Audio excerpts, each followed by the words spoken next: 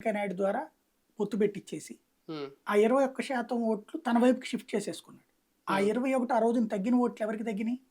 అవును. తెలుగుదేశానికి తగ్గినాయి, కాంగ్రెస్కి కాదు తగ్గింది. ఉమ్, ఉమ్, ఉమ్, కాబట్టి జాగ్రత్తగా పొత్తు పెట్టుకోవడం వల్ల 99లో గెలిచారు. మీరు 99లో అబ్జర్వ్ చేస్తే ఉమ్, బీజేపీ పోటీ చేసిన 8లో 7 గెలిచింది.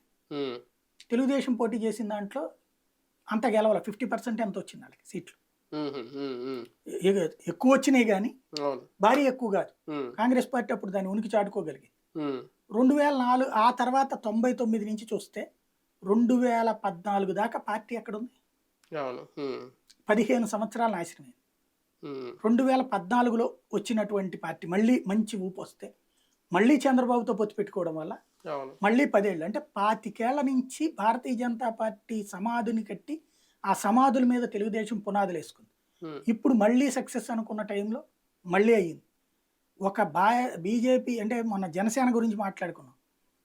2009 సంవత్సరంలో 25 ఏళ్ల కుర్రోడు ఒక ఆల్టర్నేటివ్ కావాలని చిరంజీవిని నమ్మితే ఇప్పుడు 40 ఏళ్ల తర్వాత ఇప్పుడు అడిగి 40 ఏళ్ళు వచ్చినాయి. పవన్ కళ్యాణ్ తెలుగుదేశం ఆల్టర్నేటివ్ అని చూపెడుతున్నాడు.